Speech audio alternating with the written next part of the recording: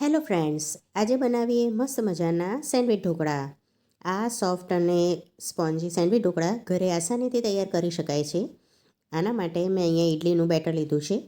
Better આવું થોડું thick હોય એવું જ લેવું.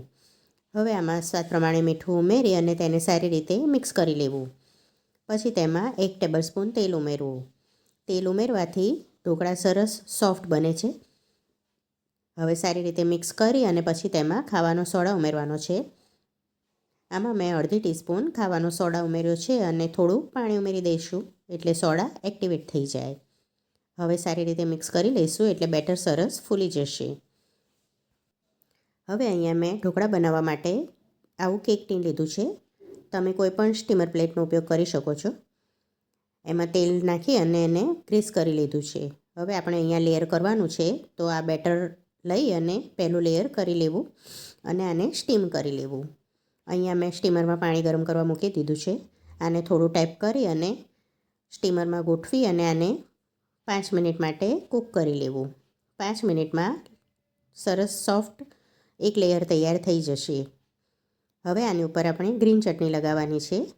આ ગ્રીન ચટણી મેં હમણાં જ ચેનલ ઉપર અપલોડ કરેલી છે. જો તમારે રેસીપી જોવી હોય તો ડિસ્ક્રિપ્શન બોક્સમાં એની લિંક હું આપી દઈશ. હવે ચટણીને આવી રીતે થોડી થોડી લઈ અને સ્પ્રેડ કરી દેવી.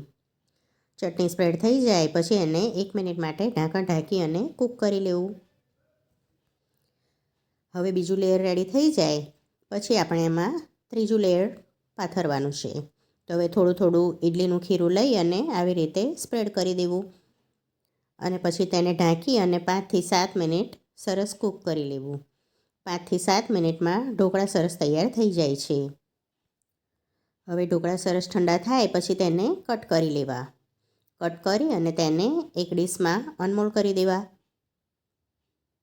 જો રેસીપી ગમે તો વિડીયોને લાઈક જરૂરથી કરજો. જુઓ, એકદમ સોફ્ટ અને સ્પોન્જી ઢોકળા તૈયાર છે. હવે આને આવી રીતે પલટાવી અને સરસ છૂટા કરી લેવા. જુઓ, બની ગયા મસ્ત મજાના સેન્ડવિચ ઢોકળા. આ આસાનીથી ઘરે તૈયાર કરી શકાય છે. હવે આપણે આની ઉપર એક વઘાર કરી લઈએ. હવે એક પેનમાં તેલ ગરમ મૂકી અને પછી તેમાં રાઈ ઉમેરવી. રાઈ ફૂટે પછી તલ નાખવા અને લીલા સમારેલા મરચાં લેવા. મેં અહીંયા 2 નંગ મરચાં લીધા છે. હવે આ વઘાર ઢોકળા ઉપર રેડી દેવો. જુઓ, એકદમ મસ્ત મજાના સેન્ડવિચ ઢોકળા તૈયાર છે. તમે પણ આ રેસીપી ચોક્કસથી ટ્રાય કરજો અને તમારો અનુભવ મને કોમેન્ટ બોક્સમાં જરૂરથી જણાવજો. ફરી મળીશું નવી રેસીપી સાથે.